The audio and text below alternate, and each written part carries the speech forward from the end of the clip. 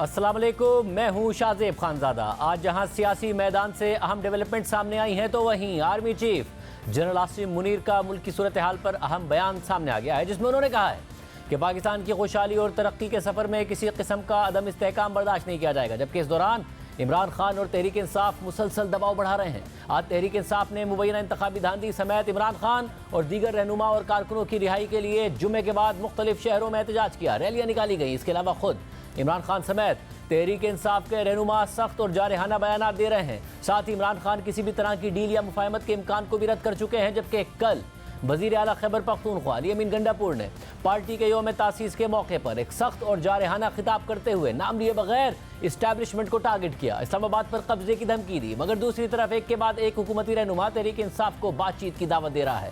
आज सेनेट में खिताब करते हुए नवाज शरीफ के करीब समझे जाने वाले नून लीग के रहनुमा सेनेटर इरफान सिद्दीकी ने कहा कि आज भी हम उनकी तरफ हाथ बढ़ाते हैं। अगर ये महमूद खान अचकज़ई और मौलाना फजल रहमान के साथ बैठ सकते हैं तो हमारे साथ क्यों नहीं बैठ सकते। जबकि वज़ीर ख़ारजा इसहाक डार ने भी साथ मिलकर काम करने की बात की।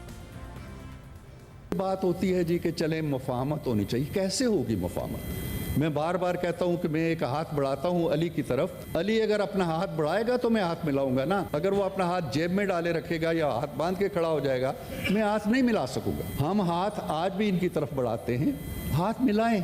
यहाँ हाउस के अंदर छोड़ दें सियासत को। मैंने कहा पाकिस्तान एक पार्टी है, पाकिस्तान के लिए आए। ये भी बैठे, हम भी बैठे। इनके वजीर आला ने कल कहा जी कि मैं हमला कर दूंगा इस्लामाबाद पे और मैं कब्जा कर दूंगा, मैं चढ़ाई कर दूंगा। इन जुबानों को लगाम दें आप, ये आपके काम नहीं आ रहे हैं। महमूद खान अचकज़ई है जिनके बारे में आपके लीडर का एक रवैया रहा है, उनको आप सदर के लिए नामजद कर सकते हैं। और मौलाना फजल रहमान से, जिनका नाम भी आप भूल गए थे कि नाम क्या है उनका, उनके साथ आप एहतजाज के लिए बैठ सकते हैं। तो पाकिस्तान की तामीर के लिए, मामलात को हल करने के लिए, पाकिस्तान को आगे बढ़ाने के लिए हमारे साथ क्यों नहीं बैठते? I think together we will work and we'll get Pakistan out of this bhavar. लेकिन it all depends how we act, whether we act responsibly or whether we act again as per past history. I think let's bury the past, let's move forward and let's try and join hands together to get Pakistan out of this quagmire.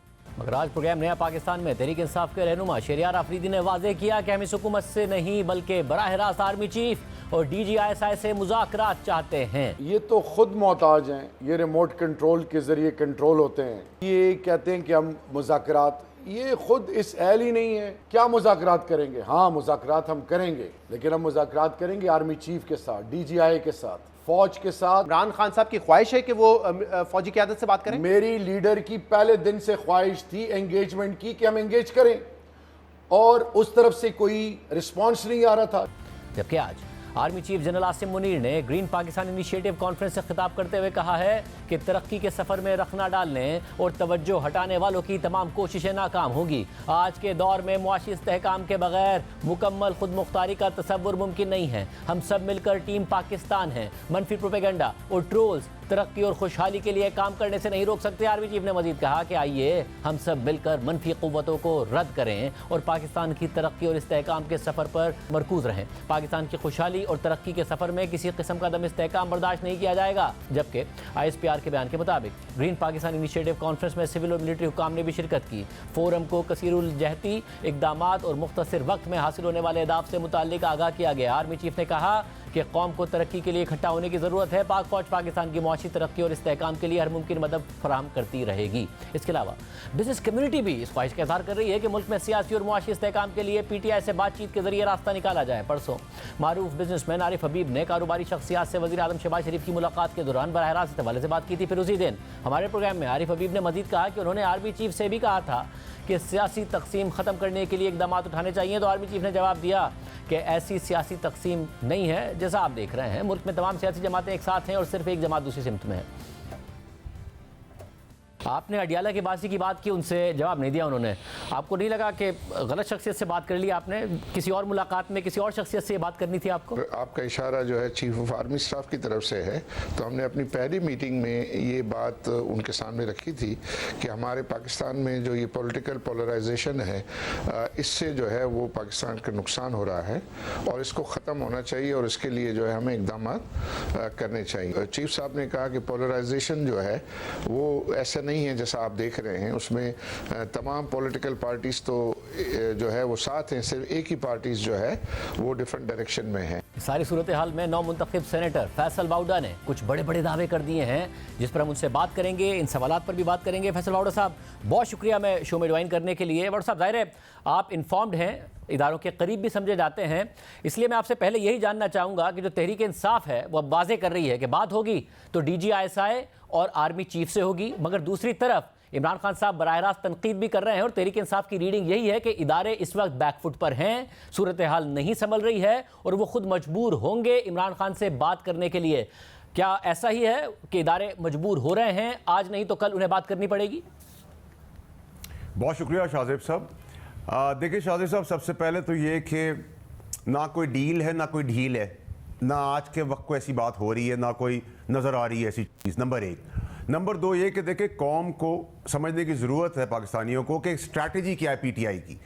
PTI की जो strategy है वो ये है कि PTI चाहती है कि इमरान खान साहब जेल में रहें, उनकी पॉपुलैरिटी के मज़े वो लूटते रहें।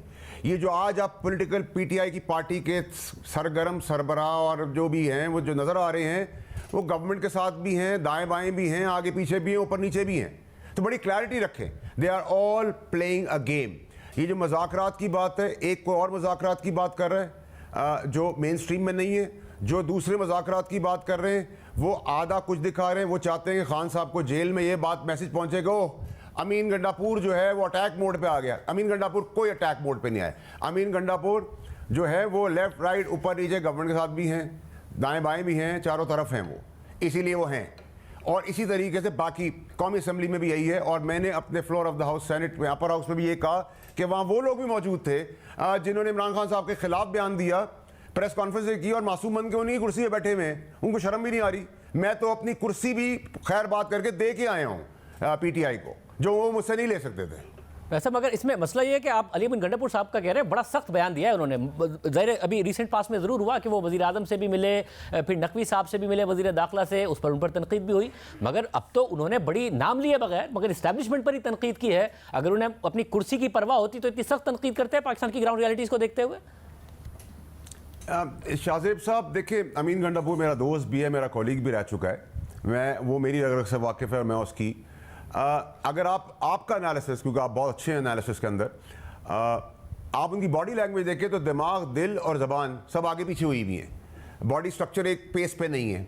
और आपकी क्योंकि इन्वेस्टिगेशन बहुत ज़बरदस्त है, और आप जैसे और 2 4 5 10 लोग हैं जिनको अल्लाह ने मनसब दिया है, अगर आप अपनी इन्वेस्टिगेशन करें तो उस प्रेस कॉन्फ्रेंस के बाद कहाँ क्या क्या राब्ते हुए, कहाँ क्या क्या माफ़ी हुई, कहाँ क्या क्या तलाफ़ी हुई, कहाँ ये कहा गया कि खान को मैसेज पहुंचा रहा था ताकि वो ठंडा हो जाए, वो गर्म था मुझ पर, उसमें गवर्नमेंट के कौन थे, गवर्नमेंट में किससे हुआ, दाएं बाएं किससे हुआ, लेफ्ट राइट किससे हुआ और ऊपर नीचे किससे हुआ। तो सर ये दूध का दूध पानी का पानी आपको पता चल जाएगा और आने वाले दिनों में सब कुछ आपके सामने आ जाएगा। It's not too far away.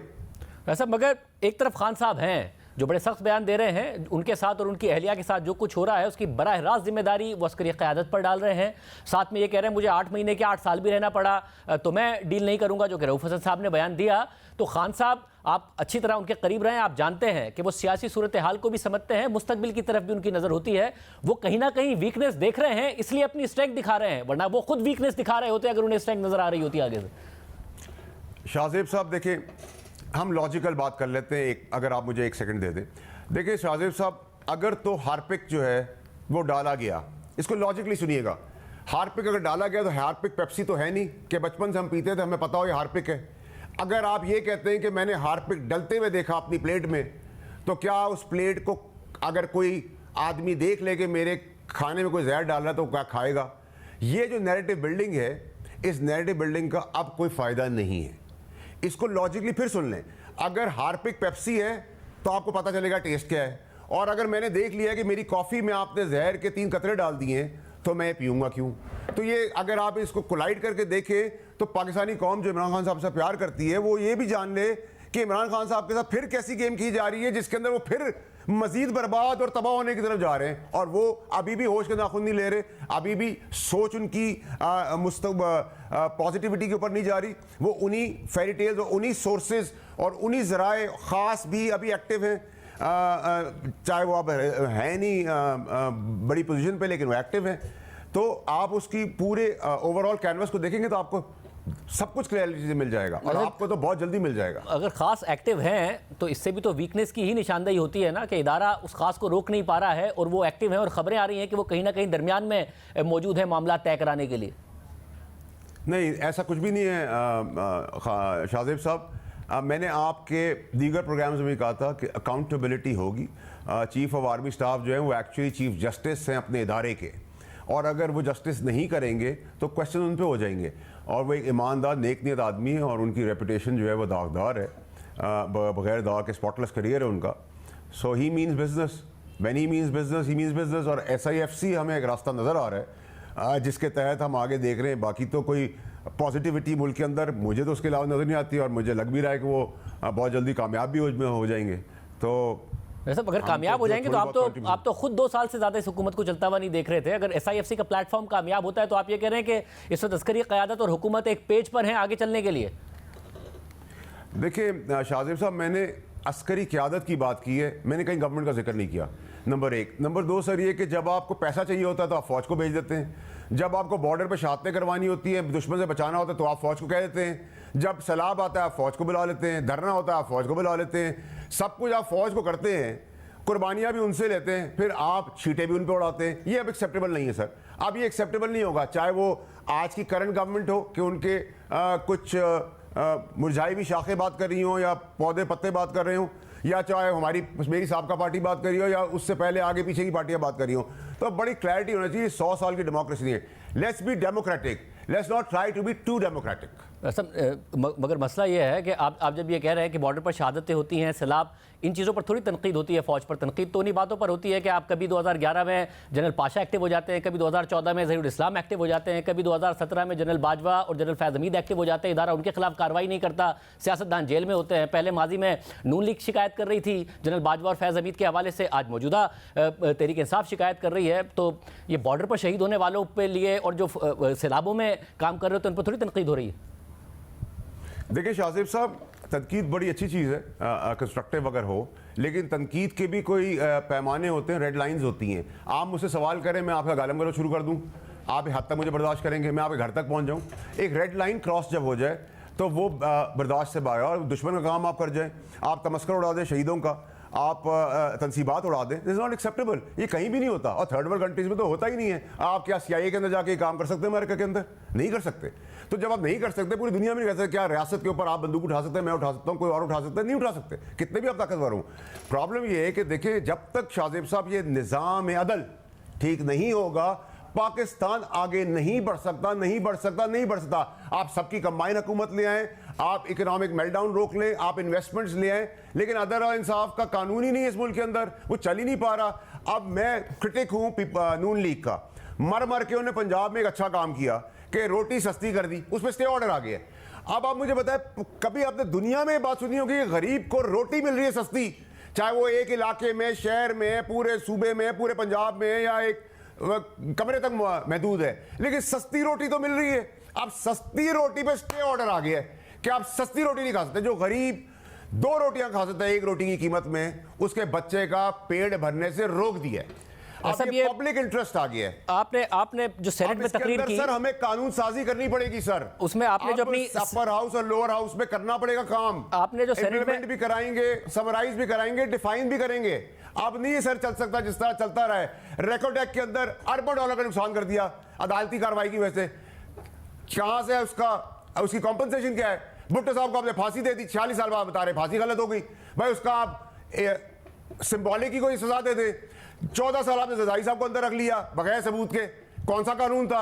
आपने नवाज शरीफ साहब को ब्लैक लॉ डिक्शनरी इजाद करके उनको फारिग कर दिया। आप क्यों हैं? आप कमरे के अंदर भी हैं, आप निकाह के अंदर भी हैं, आप रेकॉर्ड एक्ट के अंदर भी हैं, आप नस्ला टावर के अंदर भी हैं, आप हर चीज के अंदर है। तो सर फिर आप चलाएं, हम नहाए निकम्मे लोग चले जाते हैं। मतलब ये तो नहीं है, हम तो कह रहे हैं, मतलब ये जाहिर है जो अदलिया का किरदार है उसके ऊपर तो सवाल है, और जो आप सवालात उठा रहे हैं, चाहे रेकोडिक हो, उसके अलावा स्टील मिल का मामला हो, दीगर मामलात हो, मईशत को अदालती फैसलों ने बहुत ज़्यादा नुकसान पहुँचाया है। मगर जो नवाज शरीफ के साथ हुआ वो तो अदलिया और इस्टेब्लिशमेंट का गठजोड़ था। जनरल बाजवा भी मानते हैं, जनरल फैज़ हमीद ने किस तरीके से किरदार अदा किया साकिब निसार के साथ मिलकर इमरान खान को सादिक अमीन डिक्लेयर कराने के लिए, वो मानते हैं। JIT जो थी उसमें फौज के अरकान मौजूद थे, उन्होंने कैसे नवाज शरीफ के खिलाफ फैसला दिया, आज ये बात मानी जाती है। इसके अलावा धरनों में इन्वॉल्वमेंट मानी जाती है। तो फिर आप तो एक तरफ की तनकीद कर रहे हैं ना, दूसरी तरफ भी तो अपना जो सिमत है और किबला है वो सीधा करेंगे तभी मुल्क आगे बढ़ेगा। अदलिया को ठीक होना है, या बिल्कुल ठीक कह रहे हैं आपने, अपनी सेनेट में भी तकरीर में ये बातें की हैं, मगर दूसरी तरफ से भी तो उन्हें भी तो अपना किबला ठीक करना पड़ेगा अगर मुल्क को आगे बढ़ना है। बावड़ो साहब, शाहजेब साहब बहुत अच्छी बात की आपने शाहजेब साहब, लेकिन अगर आप अदालती निजाम के तहत बेल दे देते हैं तो अगर वो बेल दे देते तो मैं कैसे रोकूंगा? जब आप फांसी पे चढ़ा दें, जब आप बेलें दे दें, तो फिर आप उनको तो तब मुरज़्ज़बा सबाएंगे ना जब आप अपनी सिम्पटी करेंगे। मुझे आप बताएं, कभी आपने सुना कि अदालतें खुली हैं किसी गरीब बेवा का घर छुड़ाने के लिए, किसी रेप विक्टिम के लिए, किसी मर्डरर के लिए 2700 अरब रुपए फंसे हुए स्टे ऑर्डर के तहत? आप छोड़ दें शाहजेब साहब कि क्या होता रहा, क्या हो रहा है। सर, सस्ती रोटी देने पर स्टे ऑर्डर आ गया है। बस जरा उस पॉलिसी के ऊपर डिटेल से बात हो सकती है, मगर अब माजी के केसेस की बात कर रहे हैं, जरदारी साहब की और नवाज शरीफ साहब की। अभी पिछले दिनों एक हफ्ते के अंदर अंदर 3 कन्विक्शन आई हैं, जिसमें आप कह रहे हैं तलाकों के अंदर घुस जाते हैं, इद्दत के अंदर घुस जाते हैं, इद्दत के मामले पर सजा दे दी। एक हफ्ते के अंदर 3 कन्विक्शन दे दी। आज नून लीग कह रही है कि ये तो ज्यादा फायदा इमरान खान को ही हो गया सारे के सारे मामले में। तो आज को बेहतर कर लेना, अगर 35 साल पुराने और 45 साल पुराने मामला अदलिया नहीं बेहतर कर रही है तो बाकी सब भी बेहतर कर लेना। इस वक्त भी तो हो रहा है ये सब। शाहजेब साहब, तो मैं क्यों कहता हूं कि एक्सपायर्ड लीडर्स को जाने दें, नई पौध इन्हीं पार्टियों में से आगे आने दें। अब हम इस लेजिस्लेशन करेंगे, करवाएंगे।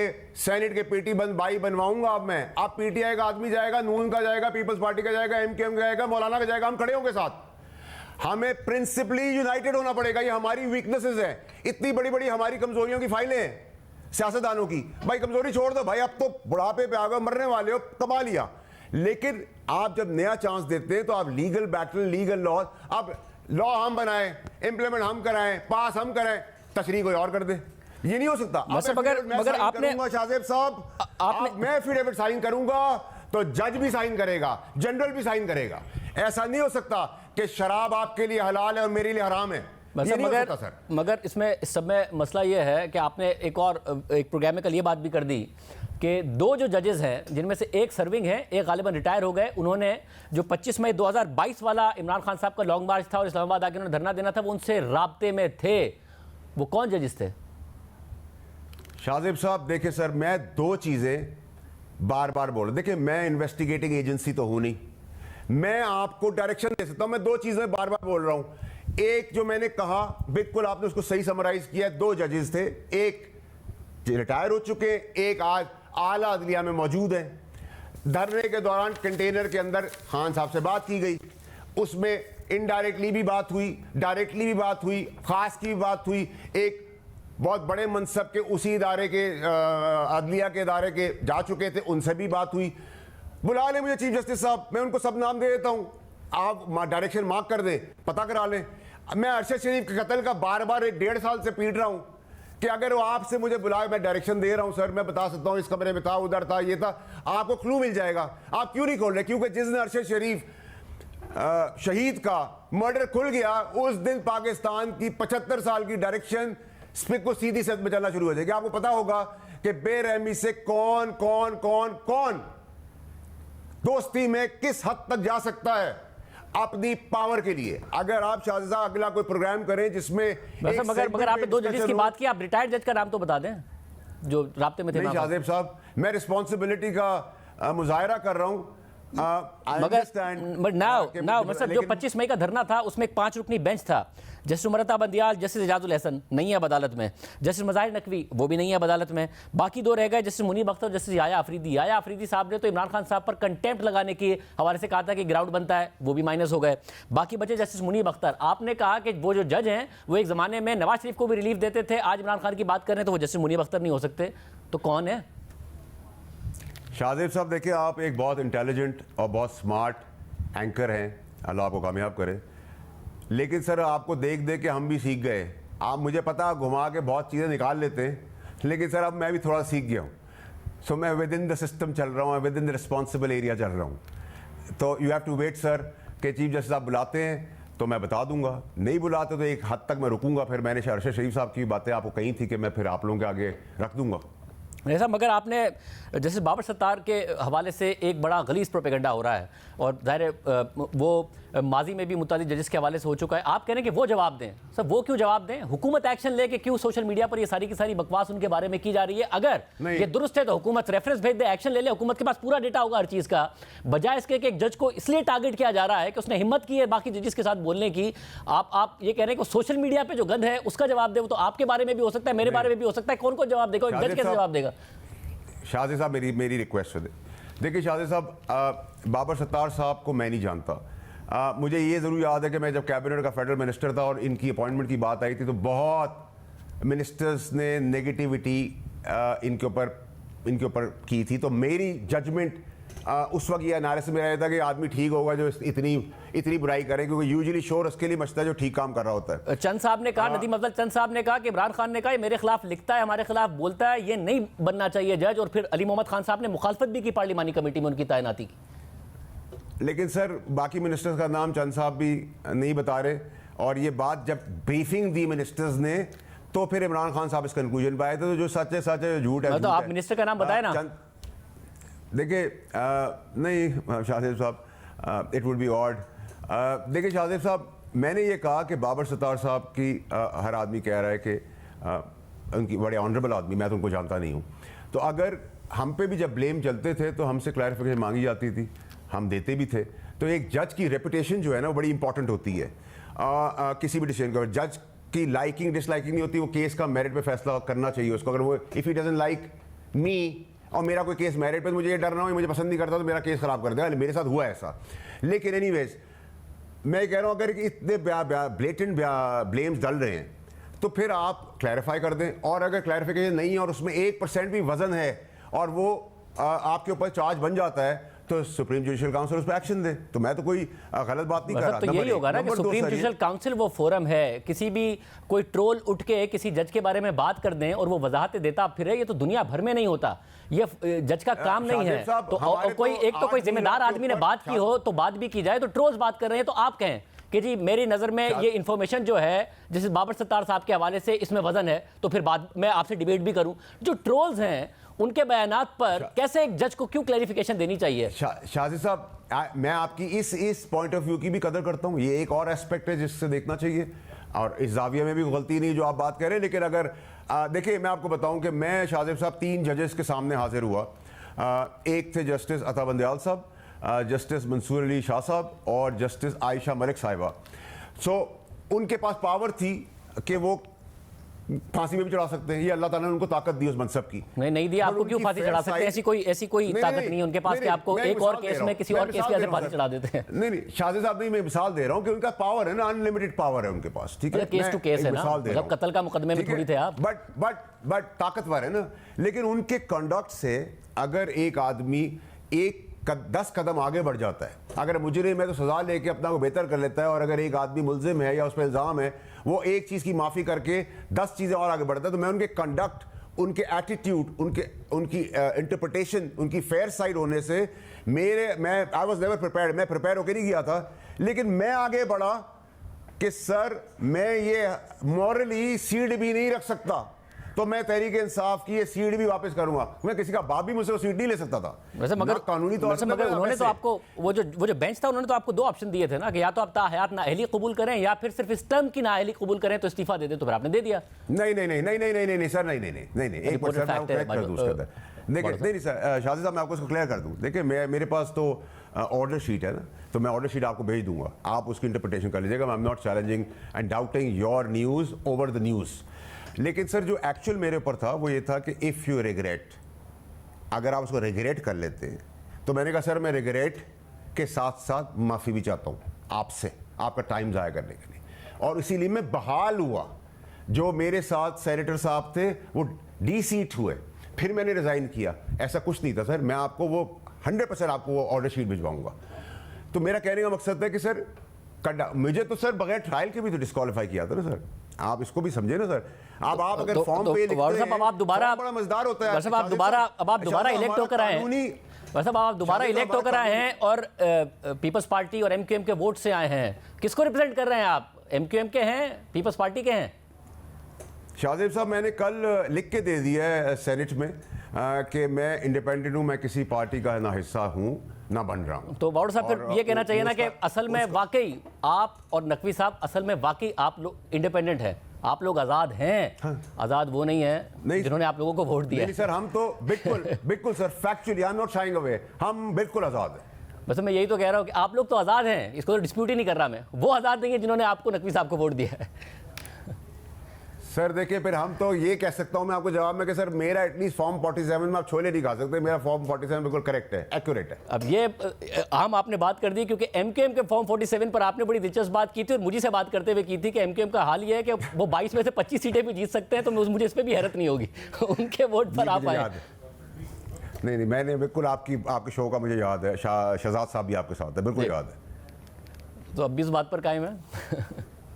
देखिए शाहजेब साहब, मेरे फॉर्म 47 में छोले नहीं खा सकते, एक्यूरेट एंड करेक्ट। अच्छा फैजल साहब, मुझे आखिर में ये बता दें कि कोई ना कोई दरवाज़ा है, क्योंकि देखें जो भी इमरान खान साहब कर रहे हैं वो एक एक्सपीरियंस है। 2019-20 में फिर नवाज शरीफ ने नाम लेना शुरू किया, बराह रास्त फिर बाद में तनकीद की जनरल बाजवा पर, जनरल फैज़ हमीद पर, और वहाँ से डायलॉग का दरवाज़ा खुला, प्रेशर आया। तो इमरान खान साहब भी अब जो बराह रास्त तनकीद कर रहे हैं वो कह रहे हैं कि जी मेरे पास मैंडेट है, ये फॉर्म 47 वाली हुकूमत है, इनके पास मैंडेट नहीं है, ये डिलीवर नहीं कर पाएंगे, तो एक रास्ता खुलेगा जिस तरह नवाज शरीफ के लिए खुला था। शाहजेब साहब, मैं आपको बहुत ज़बरदस्त सवाल किया और आपको ये एक पॉइंट दे भी देता हूं कि सर अगर कानून बदलना भी पड़ा तो असेंबलियां और सेनेट वो कानून बदलेगी। 9 मई की इंप्लीमेंटेशन हर हाल में होगी, अकाउंटेबिलिटी होगी। whoever is involved, whether I am involved or you are involved, accountability होगी, चाहे उसके लिए कानून के अंदर चेंज भी लाना पड़े तो वो भी हो। मगर जब आप ये कह रहे हैं तो आपको क्या आपको लगता है इमरान खान साहब भी उसमें फंस सकते हैं? बिल्कुल जी, कानूनी तौर पे तो उनको फंसा दिया सबने मिलकर, और बंदूक उनके हाथ में दी, कारतूस भी उनको दिए, बुलेट्स भी डलवा दी और ट्रिगर पे गोली भी चलवा दी। ये तो कोई दो राय नहीं है। और आप मैं उस बात पे भी कायम हूं शाहजेब साहब कि जो व्हाट्सएप ग्रुपों में मैं बार बार कह रहा था 1-1.5 साल से कि वो जो शहजादे आज चैंपियन बने हुए पीटीआई के, वो व्हाट्सएप की हदायत कि किसने किसको गाली देनी है, किसने क्या करना है, वो व्हाट्सएप भी जाके सबमिट करा चुके हैं। तो जो नज़र आ रहा है वैसा है नहीं, जो पीटीआई की ईमानदार शख्सियतें आपको रिप्रेजेंट करती हुई नज़र आ रही हैं असेंबलियों में। अरे व्हाट्सएप आपको देखना पड़ेगा। आप जेन्युइनली इमरान खान साहब के बहुत करीब रहे हैं, मगर जब आप बात करते हैं तो आप इस तरह उनको कह रहे होते हैं जैसे वो मिसलीड हो जाते हैं और लोग उनका फ़ायदा उठा रहे हैं। आप बहुत करीब रहे हैं उनके, आपको लगता है वो मिसलीड हो जाते हैं या फिर जो भी बयानात आ रहे हैं, जो भी पॉलिसी आ रही है वो उनके तहत ही आ रही है? किसी में हिम्मत है नहीं कि उनके बरखिलाफ कोई बात कर रहा होगा? शाहजेब साहब देखें, जो लीडर्स का प्रॉब्लम ये है सर पूरी दुनिया में कि जब वो अपने वर्कर को थपकी लगाते हैं तो वर्कर की रफ्तार रॉकेट हो जाती है। वो ना इधर देखता है ना उधर देखता है, ना वो माँ बाप को देखता है ना कुछ देखता है, वो आसमान की तरह रॉकेट की तरह चलता है। तो ये एक्सप्लॉयटेशन तो लीडर्स करते हैं, लेकिन लीडर भी इंसान है ना, उसको ये सारी चीज़ आगे भरते हैं। उसमें दाएँ बाएँ जिनभूत भी होते हैं, ख़ास भी होते हैं, उसमें सांप कीड़े भी होते हैं, वो पंप करते हैं। वो कहते हैं आपकी, मैंने तो खुद सुना है सर, मैंने उन मौलवी साहब को भी देखा है, मैं नाम लूँगा तो क़यामत हो जाएगी, जिनकी बहुत फॉलोइंग है, और उन्होंने आके नबी पाक सल्लल्लाहु अलैहि वसल्लम का पैगाम दिया। तो मैंने खान साहब को कहा सर जान छुड़ाएं, मारे जाएंगे सर इन चक्करों में। ये मैं वज़ीर आज़म हाउस के कमरे के अंदर बात कर रहा हूँ, ज़रूरत पड़ी तो सर मैं वो भी बता दूंगा। तो जब आप इंसान को उस हद तक ले जाएं तो सर इंसान फिर गुमराह भी होता है ना, क्योंकि इंसान है तो वो फिर आसमान से बातें करता है। वो हवा का रुख भी कहता है कि हवा का रुख बदल गया है जब हम पे टेयर गैसिंग चली है, ये भी आपने सुना था। तो सर मैंने हार्पिक की मिसाल भी दी, मैंने जहर का डलते हुए प्लेट की भी मिसाल दी। आप लॉजिकली शाहजेब साहब अगर आप कंक्लूड करेंगे इन चीज़ों को और मेरी बातों को रीइंस्टेट कर देंगे तो बहुत सारी चीज़ें पाकिस्तानियों के लिए आसान हो जाएगी जो खान साहब को प्यार से देखते हैं। और खान साहब के इर्द गिर्द के लोगों को पीछे इश्तियाल दिला के आ रहे हैं, उन बच्चों का क्या होगा सर, उन माँ बाप को क्या होगा जिनको आपने 9 मई के अंदर कह दिया हमारा कोई ताल्लुक नहीं है, वो माँ बाप पे क्या गुजर रही है, उनको तो इंटरव्यू करें सर, वो आपको बताएंगे असलियत। सर आप उन बच्चों को किसी तरह इंटरव्यू कर लें, अगर वो आपके बच्चे नहीं, आप माँ बाप से कर लें। शाहजेब साहब बहुत शुक्रिया और साहब की गुफ्तगू आपने सुनी। प्रोग्राम में आगे बढ़ते हैं। मुल्क में इस बार गंदम की पैदावार, इसकी मौजूदा मिकदार और मार्केट में इसकी डिमांड किसानों और हुकूमत दोनों के लिए एक मसला बन गई है। मौजूदा रबी सीजन में गंदम की पैदावार गुज़िश्ता साल से ज़्यादा लेकिन टारगेट से कम होने के बावजूद किसान परेशान हैं, क्योंकि उनकी गंदम ना हुकूमत खरीद रही है ना ही प्राइवेट सेक्टर खरीद रहा है। फजल शेर की खबर के मुताबिक वफाकी कमेटी बराए एग्रीकल्चर में वज़ीर खुराक राना तनवीर हुसैन को बताया गया है कि इस साल पूरे मुल्क में गंदम की पैदावार 2 करोड़ 96 लाख टन रही है, जबकि इसका टारगेट 3 करोड़ 22 लाख टन था। यानी गंदम की पैदावार टारगेट से 25 लाख मीट्रिक टन कम है। गंदम की पैदावार टारगेट से कम होने के बावजूद उसके स्टॉक्स में वाज़ेह कमी नहीं आएगी, क्योंकि पिछले साल का 40 लाख मीट्रिक टन का स्टॉक पहले से मौजूद है। लेकिन मसला यह है कि इतनी मिकदार में गंदम होने के बावजूद हुकूमत किसानों से गंदम नहीं खरीद रही है, क्योंकि हुकूमती ज़खायर में दरामदशुदा गंदम पहले से मौजूद है। गुज़िश्ता साल टारगेट से कम गंदम की पैदावार की वजह से वज़ारत खुराक की दरख्वास्त पर हुकूमत ने प्राइवेट सेक्टर को बगैर किसी सब्सिडी के गंदम दरामद करने की इजाज़त दी थी। ये इजाज़त गुज़िश्ता साल जुलाई से लेकर इस साल फरवरी तक के लिए दी गई थी। हुकूमत से इजाज़त मिलने के बाद प्राइवेट सेक्टर ने गुज़िश्ता साल सितंबर में बाकायदा गंदम दरामद की थी और फिर काबीना से गंदम दरामद करने के दौरानिया में 1 माह इजाफे की इजाज़त मांगी थी, जिसके बाद प्राइवेट सेक्टर ने रवा माली साल के सिर्फ इब्तिदाई 9 माह में $1 अरब की 34 लाख मीट्रिक टन गंदम दरामद कर ली। हालांकि गुज़िश्ता साल 25 लाख मीट्रिक टन गंदम की कमी थी। हुकूमत ने गंदम की सपोर्ट प्राइस 3,900 रुपये फी मन रखी थी, लेकिन प्राइवेट सेक्टर ने इंतहाई कम कीमत पर यानी 3200 रुपये फी मन पर गंदम दरामद की। लेकिन कीमतों में यह फ़र्क आवाम तक मुंतकिल नहीं किया गया। इससे मार्केट में गंदम की किल्लत का मसला तो हल हो गया, मगर एक नया मसला यह पैदा हो गया है कि गंदम इतनी वाफर मिकदार में हो गई है कि किसानों से इस सीजन में गंदम खरीदने वाला ही कोई नहीं है। हुकूमत का कहना है कि उनके पास किसानों से गंदम खरीद कर रखने की जगह नहीं है, क्योंकि स्टॉक्स वाफिर मिकदार में पहले से मौजूद हैं। जबकि किसानों का कहना है कि प्राइवेट सेक्टर ने शुरू में कुछ दिन उनसे हुकूमती सपोर्ट प्राइस से भी कम कीमत पर गंदम खरीदी, लेकिन अब वो भी उनसे गंदम नहीं खरीद रहे हैं और इसकी कीमत मजीद गिरने का इंतजार कर रहे हैं। गंदम के हालिया क्राइसिस को तस्लीम करते हुए स्पीकर पंजाब असेंबली मलिक अहमद खान ने कहा कि महकमा खुराक पंजाब के लिए गंदम खरीदना एक बड़ा चैलेंज है। जितनी गंदम की फसल आ गई है, इतनी तो महकमा खुराक के पास रखने की गुंजाइश भी नहीं है। मुल्क में गंदम की कटाई मार्च में सिंध से शुरू हो जाती है, जो मई तक खैबर पख्तूनख्वा में ख़त्म होती है। यानी गंदम की कटाई का सीज़न तकरीबन गुजर जाने के बावजूद किसान परेशान हैं कि उनकी गंदम की कीमत सपोर्ट प्राइस से भी बहुत कम हो गई है, मगर फिर भी वो बिक नहीं रही है। अगर इस मामले में हुकूमत ने बरवक्त मुदाखलत नहीं की तो उन्हें ज़्यादा नुकसान होगा। लेकिन किसान इस वक्त हुकूमत से किस तरह की मुदाखलत की उम्मीद कर रहे हैं, बात करेंगे। हमारे साथ मौजूद हैं सदर किसान इत्तेहाद चौधरी हसीब साहब मौजूद हैं और पंजाब के वज़ीर खुराक बिलाल यासीन साहब भी हमारे साथ मौजूद होंगे। हसीब साहब, बहुत शुक्रिया। क्या हल है इस सारे के सारे मामले का जो क्राइसिस पैदा हो गया है आपकी नज़र में? बिस्मिल्लाहिर्रहमानिर्रहीम।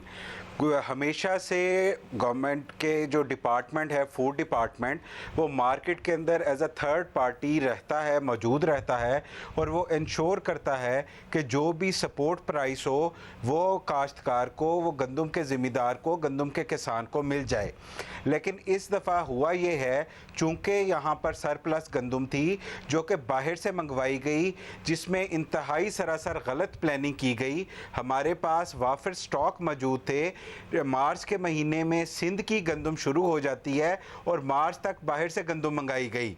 अब फूड डिपार्टमेंट ये कहता है कि मेरे पास स्टॉक रखने के लिए भी जगह नहीं है और वो एज अ थर्ड पार्टी भी मार्केट में नहीं आना चाह रहा। मार्केट को टोटली प्राइवेट इन्वेस्टर और प्राइवेट परचेजर्स के हवाले कर दिया गया है। प्राइवेट पार्टी और प्राइवेट परचेजर्स हमेशा प्रॉफिट मैक्सिमाइजेशन के फार्मूले पे काम करते हैं। उनको इससे कोई गर्ज नहीं होती कि वो किस तबके को ज़िबा करने जा रहे हैं या उनके इस अमल से या उनकी प्रॉफिट मैक्सिमाइजेशन से इस कौम का क्या होगा।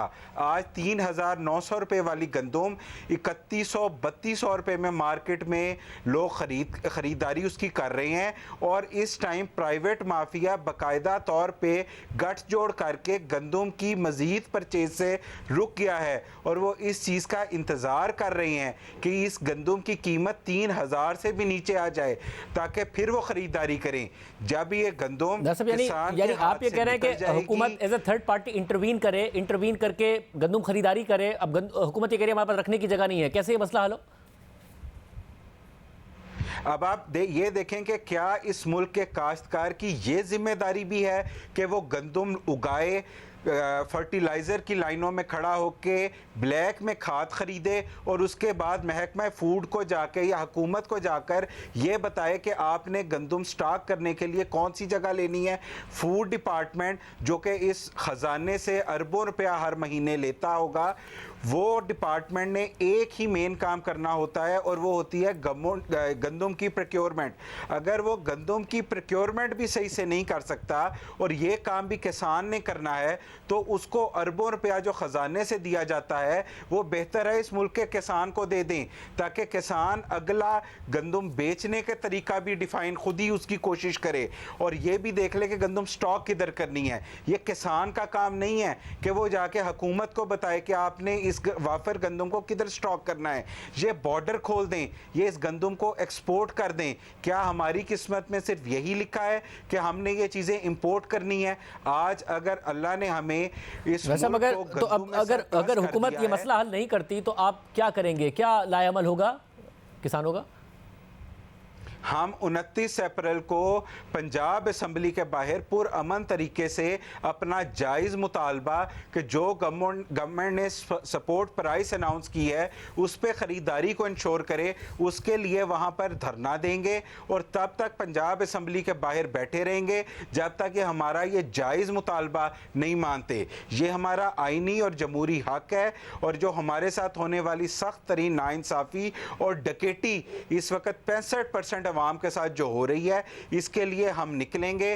क्योंकि अगर ये गंदम 3,900 की सपोर्ट प्राइस पर भी ना बिकी तो 65% आबादी फाइनेंशियली इस क्राइसिस में चली जाएगी कि वो अगली फसल काश्त करने के काबिल भी नहीं होगी। होना तो चाहिए था कि हमारी सपोर्ट प्राइस को बढ़ाया जाता, गंदम की कीमत को 45 और 5,000 मुकर्रर किया जाता, क्योंकि पिछले साल से हमने जो खादें गंदम के अंदर डाली उनकी कीमत 1.5 गुना हो गई। बिजली के वो बिल जो 1.5 लाख 2 लाख रुपया थे वो 7 लाख रुपए भरे गए, तकरीबन 300 रुपए लीटर डीजल इस्तेमाल किया गया। उस सब के बावजूद जो हमारी यहाँ पे सपोर्ट प्राइस रखी गई वो पिछले साल वाली रखी गई, लेकिन खरीदारी को इंश्योर नहीं किया गया।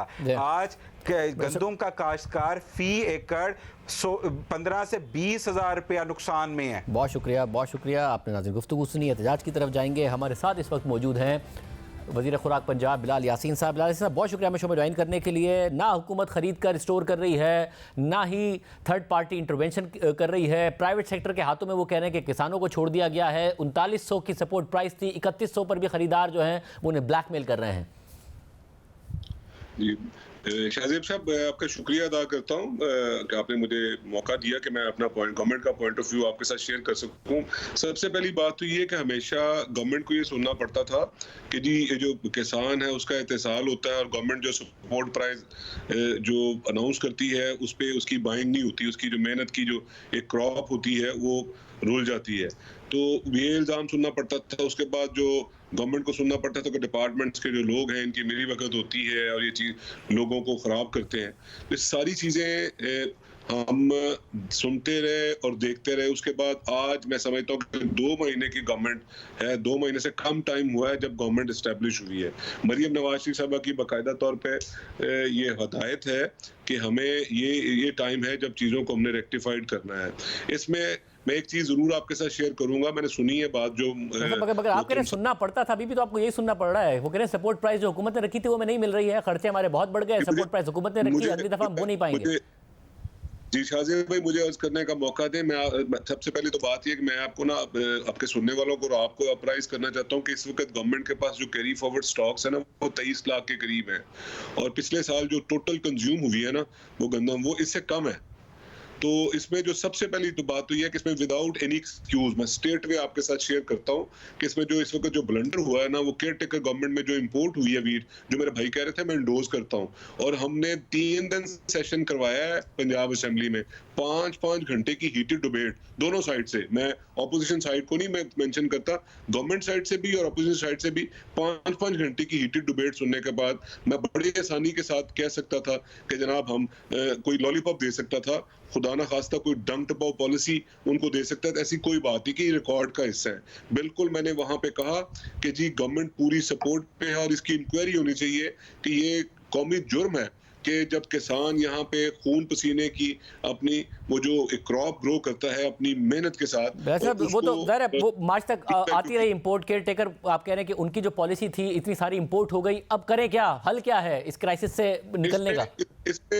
इसमें दो तीन चीजें हैं कि मैं आपको बताना ये चाह रहा हूँ कि जब ये हमने क्रॉप लेते हैं तो इसमें जो लोन होते हैं बैंक से वो लेके और उसके अगेंस्ट हमने लेनी होती है, और जैसे जैसे जो हमारी गंदम बिकती है लोन रिटायर करते हैं। ये एक प्रोसेस है, सेट पैटर्न है फूड डिपार्टमेंट का।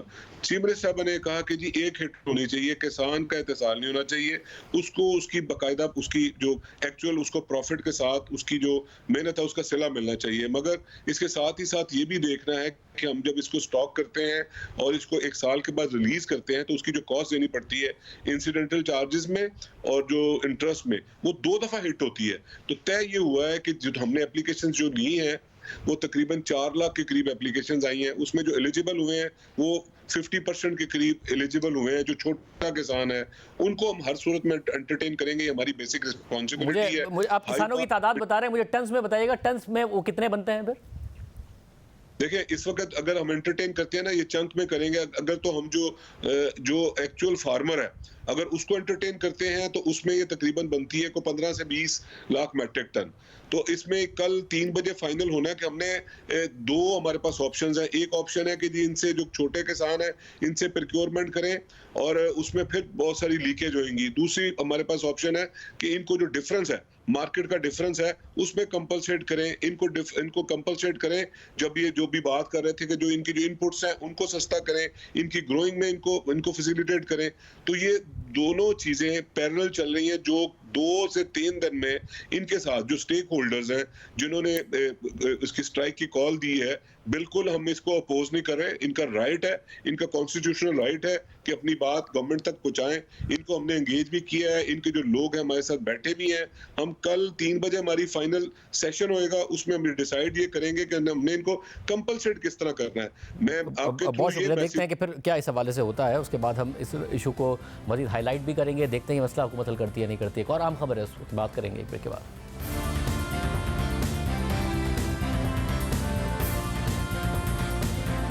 भारत में इंतखाबी गहमा गहमी जारी है और मुख्तलिफ सर्वेज इस बार भी नरेंद्र मोदी की जमात भारतीय जनता पार्टी की वाज़ेह बढ़तरी का इशारा दे रहे हैं। और आज बाकायदा वहां आम इंतखाबात की दूसरे मरहले पर वोटिंग हुई है और भारतीय लोकसभा के 543 नशिस्तों पर होने वाले इंतखाबात में आज मकबूजा कश्मीर और 12 रियासतों के 88 हलकों पर वोटिंग हुई है। और इस मरहले में इन तमाम इलाकों में 16 करोड़ रजिस्टर्ड वोटर्स थे, जबकि मकबूजा कश्मीर के अलावा आसाम, छत्तीसगढ़, कर्नाटक, मध्य प्रदेश, केरला, महाराष्ट्र, राजस्थान, उत्तर प्रदेश और मगरबी बंगाल जैसी अहम रियासतों में भी आवाम ने अपना वोट कास्ट किया है। अहम बात यह है कि रियासत केरला, जो कांग्रेस का मजबूत गढ़ है, वहाँ की आज 20 की 20 नशिस्तों पर वोटिंग हुई है। और इंडियन नेशनल कांग्रेस और अपोजिशन के रहनुमा राहुल गांधी भी आज केरला की नशिस्त से इंतखाबी मैदान में उतरे हैं, जबकि राहुल गांधी ने गुज़िश्ता इंतखाबात में उत्तर प्रदेश और केरला यानी 2 हलकों से इंतखाब लड़ा था, मगर उन्हें उत्तर प्रदेश में बीजेपी की मारूफ रहनुमा स्मृति ईरानी से शिकस्त हुई थी, जबकि राहुल गांधी केरला की नशिस्त से इंतखाब जीत गए थे। और आज उसी नशिस्त को बरकरार रखने के लिए राहुल गांधी मैदान में उतरे हैं, जहां उनके बदले मुकाबिल केरला से बीजेपी के मकामी सरबराह के सुरेंद्रन हैं। इसी तरह दूसरे मरहले में इलेक्शन लड़ने वाला एक बड़ा नाम कांग्रेस के रहनुमा शशि थरूर का है, जो केरला के ही एक हल्के से इंतखाब लड़ रहे हैं, जहां से वो 2009 से मुसलसल इंतखाबात जीतते आए हैं। और इस दफ़ा बीजेपी ने शशि थरूर के मुकाबले में इस हल्के में अपने मरकजी वजीर राजीव चंद्रशेखर को मैदान में उतारा है। इसके अलावा आज के इंतखाबी मरहले में मारूफ बॉलीवुड अदाकारा और बीजेपी की रहनुमा हेमा मालिनी भी पार्टी के मजबूत गढ़ से इंतखाबी मैदान में उतरी हैं। हेमा मालिनी उत्तर प्रदेश की नशिस्त से इंतखाब लड़ रही हैं, जहां से वो मुसलसल 2014 और 2019 के इंतखाबात में कामयाब होती रही हैं। और इस मरतबा उनके मद्दे मुकाबिल कांग्रेस के मुकेश धनकर हैं। अहम बात यह है कि भारतीय इंतखाबात का दूसरा मरहला इसलिए भी अहम है कि क्योंकि हाल ही में नरेंद्र मोदी ने कांग्रेस पर तनकीद करते हुए मुसलमानों का नाम लेते हुए यह बयान दिया था कि कांग्रेस हिंदू खवातीन का मंगलसूत्र छीन कर घुसपैठियों और ज़्यादा बच्चे पैदा करने वालों को देने का वादा कर रही है। इस बयान को लेकर कांग्रेस और सिविल सोसाइटी ने भारतीय इलेक्शन कमीशन के सामने शिकायत दर्ज कराई थी कि यह बयान हक़ाइक़ के मुताबिक नहीं है, झूठ है। और कल भारतीय इलेक्शन कमीशन ने इस हवाले से भारतीय जनता पार्टी के सदर JP नड्डा को नोटिस किया था, मगर भारतीय जनता पार्टी के सदर ने इस नोटिस को नजरअंदाज करते हुए नरेंद्र मोदी के बयान को एक बार फिर दोहरा दिया है। और इसी पोलराइजेशन के दौरान अब से कुछ देर पहले ही भारत में आम इंतखाबात का दूसरा मरहला मुकम्मल हुआ है। इस हवाले से क्या सूरत हाल रही है, उत्तर प्रदेश से वॉइस ऑफ अमेरिका के नुमाइंदे सौरभ शुक्ला ने हमें अब से कुछ देर पहले तफसीलात बताई। उत्तर प्रदेश जहां पर हम खड़े हैं, यहाँ पर बहुत हाई प्रोफाइल कुछ सीट्स हैं जहां पर बहुत इंटरेस्टिंग फाइट देखने को मिल रही है। बॉलीवुड की 80s 70s की स्टार हेमा मालिनी मथुरा से बीजेपी की कैंडिडेट हैं, आज वहाँ पे वोटिंग हुई। इसके अलावा मेरठ जहाँ से हमने आज रिपोर्ट भी किया, मेरठ में अरुण गोविल जो 80s में रामायण आया था, जो रिलीजियस सीरियल इंडिया में बहुत पॉपुलर हुआ, उसमें भगवान राम का किरदार निभाने वाले अरुण गोविल को मैदान में उतारा बीजेपी ने, ताकि वो जो राम मंदिर अयोध्या में बना है उसका माइलेज मिल पाए। क्योंकि इंडिया में अगर आग बंद करके भगवान राम को लोग सोचते हैं तो फिगर अरुण गोविल की आती है, क्योंकि वो इतना पॉपुलर हुआ रामायण वो सीरियल। पिछली बार जो 88 सीट्स आज पोलिंग हुई है, वहाँ पर 61 सीट्स एनडीए यानी बीजेपी और उसके अलाइज ने जीती थी। प्राइम मिनिस्टर मोदी साफ तौर पर कह चुके हैं कि उनके बयानों में वो कह रहे हैं कि अगर कांग्रेस यानी ऑपोजिशन पार्टी पावर में आएगी तो वो हिंदू महिलाओं का मंगलसूत्र बेचेगी और उसका पैसा उन लोगों में बांटेगी जो ज़्यादा बच्चे पैदा करते हैं। उनका इशारा मुस्लिम कम्युनिटी की तरफ है। तो कांग्रेस पार्टी कह रही है कि बीजेपी और प्राइम मिनिस्टर ये बयान दे करके पोलराइज करने का कोशिश कर रहे हैं, हिंदू वर्सेस मुस्लिम कर रहे हैं। ये सब कुछ चल रहा है। राहुल गांधी का कहना है कि उनकी गवर्नमेंट अगर आती है, कांग्रेस सरकार अगर सत्ता में आती है, जो एक ऑपोजिशन पार्टीज़ का अम्ब्रेला बनाया इंडिया अलायंस, वो आता है तो अनएम्प्लॉयमेंट को का जो बड़ा इशू है, मसला है, उसको सॉल्व करेंगे। अब थर्ड फेज़ है वो इंडिया में 7 मई को पोल होगा और एक लंबा इलेक्शन है और रिजल्ट्स 4 जून को आएंगे तो पता चलेगा कि दिल्ली में जो इंडिया की कैपिटल है उसमें प्राइम मिनिस्टर ऑफिस में कौन बैठता है।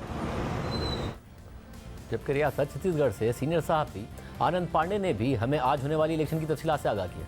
मैं अभी यहाँ पर रायपुर में खड़ा हूँ। रायपुर छत्तीसगढ़ की कैपिटल है और अगर हम छत्तीसगढ़ की बात करें तो छत्तीसगढ़ में आज 3 सीटों पर वोटिंग हुई है। यहाँ से जो पूर्व मुख्यमंत्री ex chief minister Bhupesh Baghel हैं, वो राजनांदगांव की सीट से लोकसभा इलेक्शन लड़ रहे हैं। तो एक उनकी सीट थी और 2 दूसरी सीटें थी। अगर हम पूरे देश की बात करें तो दूसरे फेज में भी जो इलेक्शन जो वोटिंग परसेंटेज है वो काफी डाउन रहा है। ये पूरे देश के लिए, चुनाव आयोग के लिए और खास तौर से भारतीय जनता पार्टी के लिए बहुत एक चिंता का विषय बनता जा रहा है। पहले फेज में भी पिछले चुनाव के मुकाबले 2019 के इलेक्शन के मुकाबले काफी लो वोटिंग रही थी और इस बार भी अभी लो वोटिंग के जो खबरें हैं वो आ रही हैं। क्योंकि हमेशा देखिए ये माना जाता है कि अगर वोट परसेंट कम होता है तो आम धारणा ये है कि बीजेपी को उससे नुकसान होता है। ये आम धारणा है। तो बीजेपी बहुत ज्यादा चिंतित है इस बात को लेके। अभी कल ही अमित शाह खुद भोपाल आए थे। भोपाल में उन्होंने नाइट स्टे किया था और उन्होंने पार्टी कार्यकर्ताओं की मीटिंग ली, नेताओं की मीटिंग ली। उस मीटिंग में इस विषय पर बहुत गंभीरता से विचार किया गया, बातचीत की गई कि भाई आखिर कैसे ये टर्नआउट बढ़ाया जाए, कैसे वोटर्स को घर से बाहर निकाला जाए। पूरे देश से खबरें यही आ रही हैं कि लोगों में उत्साह भले ही कम हो, ज़ील भले ही कम हो, लेकिन पीसफुली पूरा इलेक्शन चल रहा है। प्रोग्राम में शामिल करते हैं एक और अहम खबर आपके सामने रखेंगे। मुसलसल सवाल उठ रहा था कि पाकिस्तान ने $1 अरब के यूरो बॉन्ड्स की इस महीने अदायगी कर दी। इस माली साल में $17.4 अरब का बैरूनी कर्जे का टारगेट था, मगर 9 माह में सिर्फ $9.8 अरब कर्ज मिला, जो हदफ से बहुत कम था। इसके अलावा भी हुकूमत ने बैरूनी कर्जों की अदायगी की। तो फिर कैसे ज़र मुबादला के ज़खायर $8 अरब से ऊपर रहे? और फिर इस हवाले से कयास रैया हो रही थी कि क्या स्टेट बैंक इंटरबैंक से डॉलर्स खरीद रहा है। और आशिबाद राना की खबर के मुताबिक स्टेट बैंक ने इस माली साल में मार्केट से तकरीबन $5.5 अरब खरीदे हैं, जिससे कर्जों की भारी अदायगी के बावजूद ज़र मुबादला के ज़खायर $8 अरब की सतह से ऊपर हैं, वरना ये ज़खायर $3 अरब की सतह से भी नीचे गिर जाते और इससे मईशत को खतरात पैदा हो जाते। खबर के मुताबिक स्टेट बैंक की तरफ से डॉलर्स की खरीदारी की वजह से ही मार्केट में डॉलर का रेट 278 रुपये पर रुका हुआ है, वरना डॉलर 250 रुपये से नीचे चला जाता और रुपये की कदर बेहतर हो जाती। बात करेंगे माहिर मईशत खुर्रम शहजाद साहब हमारे साथ मौजूद हैं। बहुत शुक्रिया मुझे ज्वाइन करने के लिए। ज़ाहिर है दोनों तरफ के आर्गूमेंट हैं। एक ये कि जी अगर रुपया नीचे आ जाता, स्टेट बैंक ना खरीदता, तो महंगाई पाकिस्तान में बहुत नीचे आ जाती। दूसरा ये है कि अगर ऐसा ना करता स्टेट बैंक तो हमारे ज़खायरी $3 अरब के रह जाते और फिर डिफॉल्ट का खतरा पैदा होता, रुपया और गिरता और महंगाई आती। क्या ठीक किया स्टेट बैंक ने जो भी किया? जी बहुत शुक्रिया शाहजेब मुझे प्रोग्राम में लेने के लिए। बिल्कुल देखें, ये बड़ा डेलिकेट इस वक्त जो है वो मामला है और स्टेट बैंक बहुत ही जो है वो थिन रोप जो है वो वॉक कर रहा है, क्योंकि उसकी वजह ये कि आपके पास 2 ऑप्शंस हैं। या तो यहाँ पे स्टेट बैंक जो है जितना फ्लो आ रहा है, आप देखें रेमिटेंसेस से भी मैसिव फ्लो आया है इस खासकर मार्च के महीने में, और एक्सपोर्ट का फ्लो भी आ रहा है। जब रुपी बहुत ज्यादा डिप्रिशिएट नहीं होता तो डेफिनेटली एक्सपोर्टर भी जो है वो जल्दी कन्वर्ट करता है अगर एटलीस्ट डिप्रिशिएट हो रहा हो। और तीसरी चीज जो है ना वो आप देखें एग्रीकल्चर प्रोड्यूस हमारे बहुत अच्छे हुए पिछले साल के हिसाब से, उसमें कॉटन की हमें इंपोर्ट नहीं करनी पड़ रही, उसके अंदर वीट हमें बहुत ज्यादा इंपोर्ट नहीं करनी पड़ रही, फिर शुगर इंपोर्ट नहीं करनी पड़ रही हमें, फिर उसके साथ साथ आप देखें आपके पास जो है वो टेक्नोलॉजी की मद में जो अच्छी एक्सपोर्ट आना शुरू हुई है।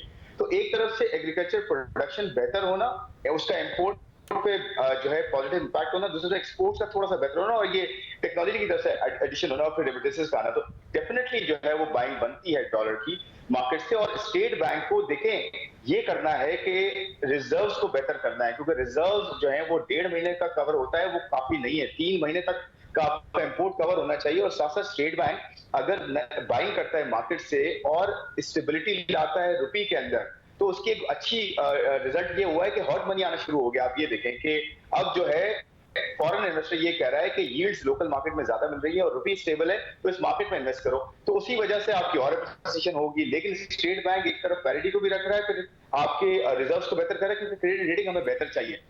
मगर ये कितना सस्टेनेबल है ओवरऑल जो ये मामला है, क्योंकि हमारे इन्फ्लोस बड़े कम रहे हैं as compared to the target, तो आपको लगता है कि लॉन्ग टर्म में ये स्टेबिलिटी रह पाएगी?